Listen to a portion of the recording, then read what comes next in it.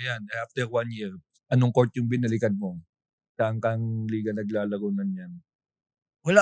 Wala? After 1 year? Actually, before ako magpa-drop, may 3 KBL team na tumawag. Kasi kala siguro nila kaya ako magpa-drop sa PBA kasi okay na ako. Kaya tumawag sila. Yun pala ang alam nila. Yun yung alam nila. Kaso nagpa-drop lang ako kasi nga niisip ko yung future ko eh. Saka wala na din akong nun income nung that time. Kasi wala na ako sa Adamson, so hindi na pwede magbibigay ang Adamson sa akin kasi hindi na ako athlete. Tigil na yung allowance. Oo, tigil yung allowance kasi hindi ka na athlete dun eh.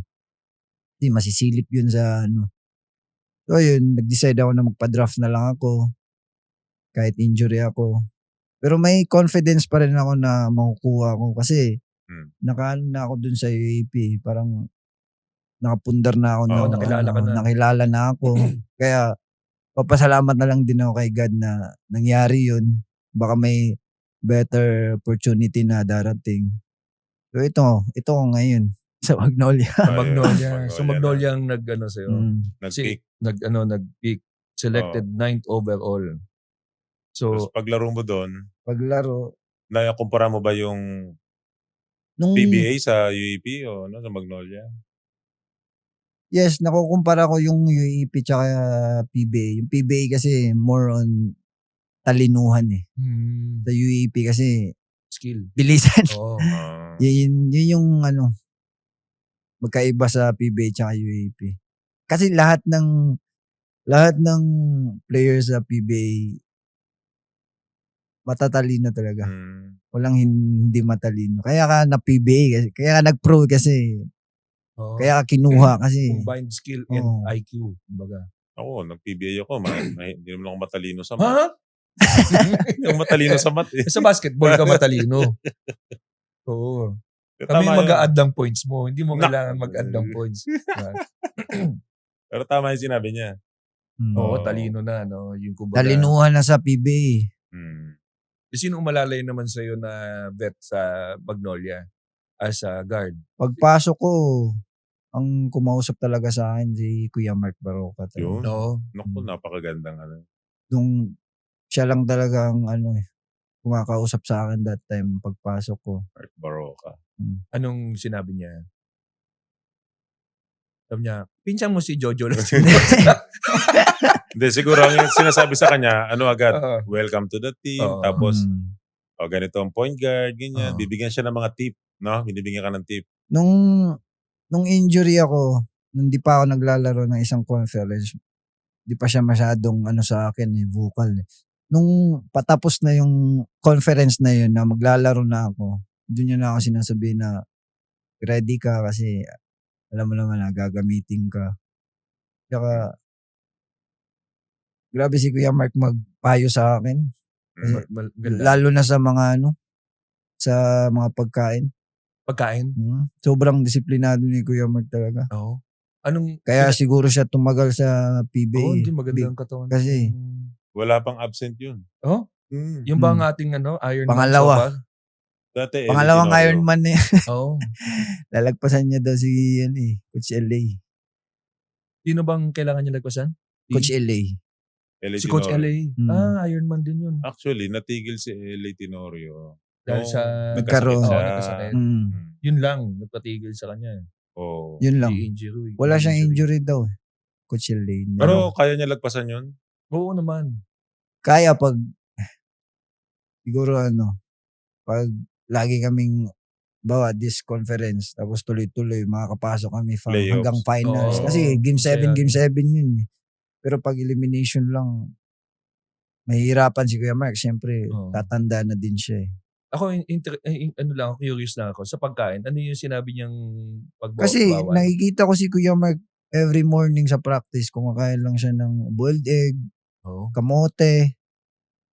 Yun lang kinakain niya minsan pag kumakain pa ako ng mga fast food, parang magagalit pa siya, magtataka siya, ba't yan kinakain mo? Kain ka lang ng boiled egg. Kamote saka itlog siya. So pag may mutot, alam mo na. Ang baho siguro ng utot pag gano'n. Siguro. Yung Mark! Hindi, pag mabahong gano'n, amoy kamote at alam mo kung sino umutot. Si Kuya Mark. Nilagang itlog. Nilagang itlog. Nilagang itlog. Hardball. Oo. Power food din yun. Kasi pag prito kasi, may mantika eh. Oo. Simula nun, wala na. Ang hirap ibulsa pag prito eh. Pero libre yun. Libre. Libre lang. Frito. Sabi na eh. Ba't gano'n naman? Frito. Ikaw yung komedyante eh. Kaya, Papanggap lang. simula nun, wala na. Parang bumibili na ako lagi ng itlog para Sabay kayo. magbubuild ako gabi, tapos kinabukasan, iinitin na lang. Galing kasi yung tamang pagkain. Para sa akin siguro, doon mo ma-establish yung disiplina sa sarili. Diba? Start ng disiplina mo sa sarili is pagkain. Sobrang na-miss talaga ako ni Kuya Mark kahit 39 siya, 38. Yung galaw niya, grabe. Parang hindi nagbago talaga simula nung pumasok sa PBA. Masipag mag-push up yun. Grabe magbuhat nga, coach. Push-up, squats. Sobrang disiplinado talaga. Workout, no? Siya lang din nagpapauso ng hot and cold. Hot and cold na. Yung babad, ice, tapos hot. Kasi yung iba daw, sabi niya, di daw naniniwala dun. Sabi niya, dito ako nagtagal. So hot muna. Tapos hot and cold talaga. Kasi pag nagbabad ka sa hot and cold, di ba? Nag-go hard ka ngayong gabi. Go hard. Sobrang pagod na pagod ka. Laro ka ng mga 38 minutes. Tapos 30 points ka. Katulad niya. Oo nga, 30 points. Didiretso yan sa babaran. Hot muna. Hot, cold, hot, cold. Cold, Lipat-lipat yun. Lipat-lipat lang yun eh. Baba, 3 minutes. O kabila. Parang ganon, di ba? 3 minutes ulit. 3 hot minutes. sa cold. Tapos papagalungin sa arena. Yan. Tapos deep fry. Bebek na yun.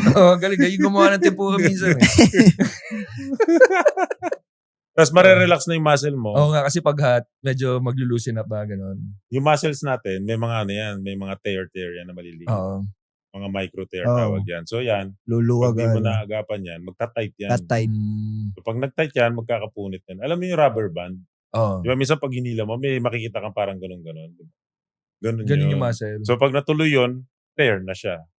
So para maagapan, diyan nga magkakaroon ng injuries eh. Pag nagta-tight na yung muscles mo. Din yung pasok na rin yung talino eh, no? Babad. Yung sikreto ni Kuya Mark. Kaya, gumaya na din ako sa kanya. Siyempre, siya yung sobrang veterano dun. Gagayahin mo talaga si Mark. Kaya lang talaga. Thank you for watching Balyahan with GB and RDO, powered by Sports Plus, the official gaming partner of the Philippine Olympic Committee. Kung nagustuhan mo ang napanood mo, here's some more videos. Huwag mo rin kalimutang mag-like, comment at subscribe para lagi kang first dibs sa bagong videos ng Balyahan.